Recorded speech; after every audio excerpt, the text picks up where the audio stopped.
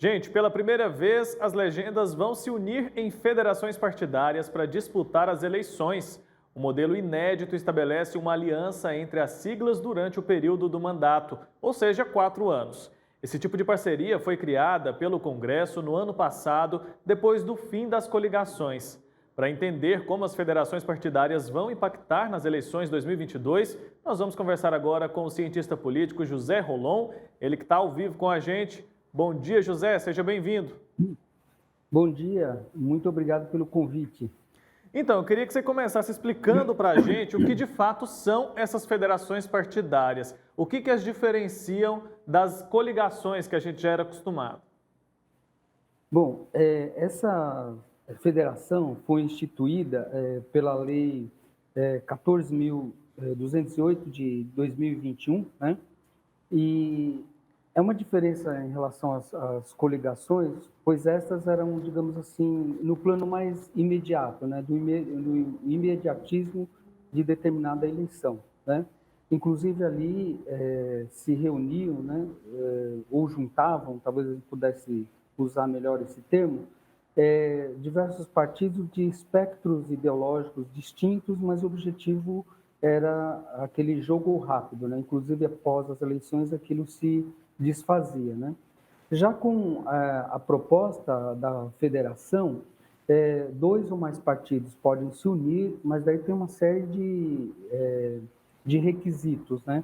Ela obriga, né, que esses partidos se reúnam, que as suas próprias convenções aprovem, né, essa federação, tem que ter um programa, né, tem que ter, digamos assim, um conjunto de intenções e um documento mesmo que deverá ser registrado no Tribunal Superior Eleitoral, né?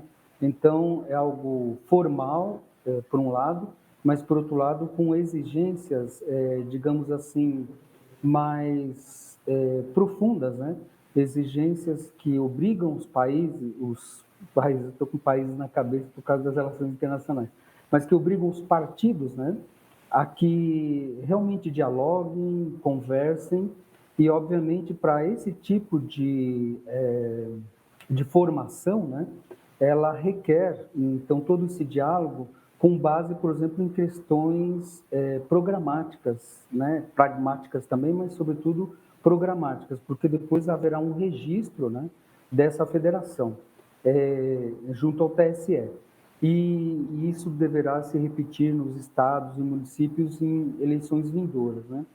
E, além disso, né, essas federações, ela cria, então, uma identidade jurídica, mas não significa nem fusão de partidos, tampouco extinção dos partidos, né? Cada partido se mantém na sua identidade, né, na sua característica, enfim, nos seus próprios propósitos, só que nesse momento, então, eles estarão coligados, né, mas só de uma forma distinta, né, numa forma bastante mais, assim, programática, aprofundada e assim por diante, né? Então, essa é a ideia da federação. Inclusive, um dos requisitos é que os partidos reunidos, né, deverão permanecer por no mínimo 4 anos, né? Tem umas exigências e também, digamos assim, diante do descumprimento por parte de algum partido, também tem algumas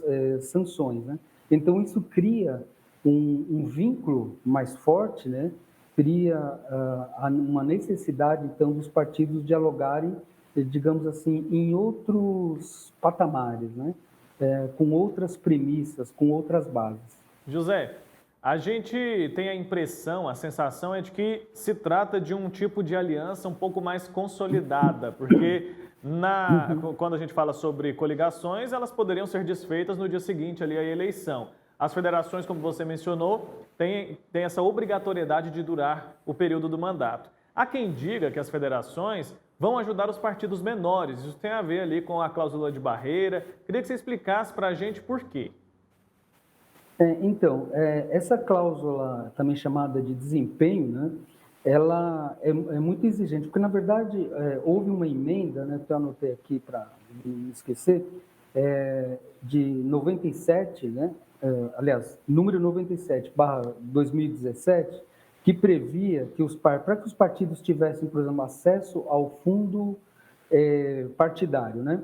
E também a utilização, né, da rádio e TV, né, de forma gratuita, há um caminhar, digamos assim, dessa barreira, né, cláusula de barreira ou cláusula de desempenho.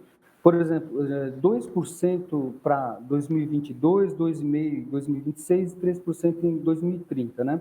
Por cento do quê? De votos válidos, né? Assim, distribuídos 1/3 das unidades federadas e um mínimo de 1% dos votos válidos em cada uma delas, né? Então, esse tipo de exigência é muito difícil, né, para partidos pequenos cumprirem, né? Porque daí a gente tem que diferenciar o seguinte, né? Nós temos cerca de 32 partidos, né? A grande maioria são partidos pequenos, muitos são simplesmente legendas criadas, digamos, por a gente chama de um cacique político, né? Com não interesses propriamente programáticos ou mesmo ideológicos, né? E vários outros partidos que são pequenos, porém com uma perspectiva, né, programática, ideológica, e aí tem toda uma dificuldade, de ponto de vista financeiro, de conseguir divulgar as suas ideias, recursos econômicos para tanto, da importância do fundo partidário e da utilização dos meios de comunicação. Então, quando se cria essas cláusulas de desempenho, a perspectiva, a possibilidade, né, desses pequenos partidos é muito pequena, né, inclusive de extinção, né?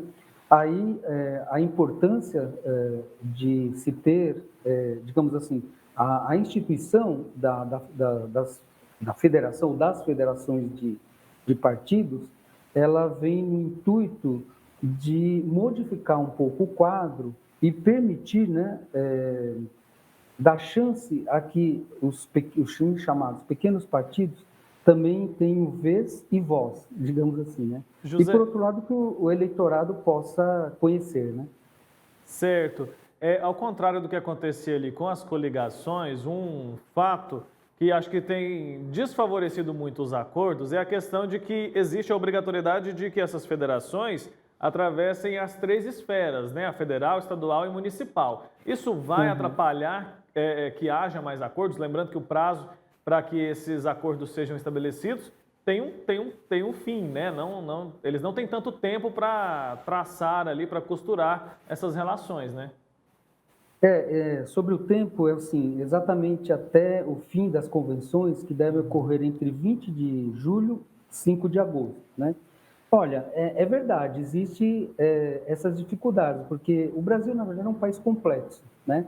Nós temos aí 26 estados, um Distrito Federal, então as alianças, né, por exemplo, regionais, locais, às vezes elas são bem díspares, né? Uma coisa é o que ocorre no universo federal, digamos assim, outra coisa no universo estadual e outra coisa ainda no universo municipal, né? Então, provavelmente é sim uma das grandes dificuldades. Mas eu acho que, digamos assim, como tudo na vida, né, nada é fácil, compete aos políticos, aliás, né, qual é uma das características do político, né? Exatamente a capacidade de diálogo, né?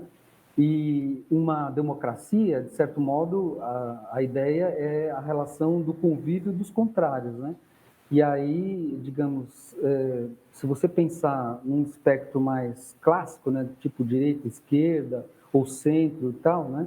Então, já se encaminhando para um tipo de arranjo, daí a questão importante do diálogo programático, ideológico, já facilita um pouco as coisas, né? Não que se resolva, porque mesmo dentro de um partido, sei lá, classicamente mais progressista como o PT, ou mais à direita como talvez uma parte do MDB, etc., existem sempre as diversas facções, né?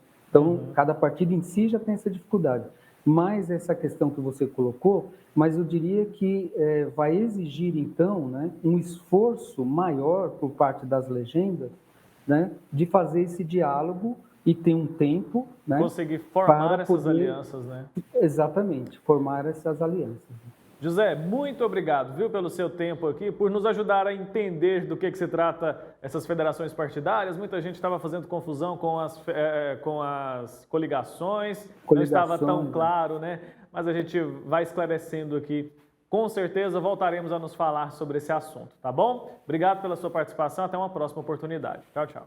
Até, muito obrigado e espero ter sido útil aí nesses esclarecimentos tão importantes para a cidadania, né?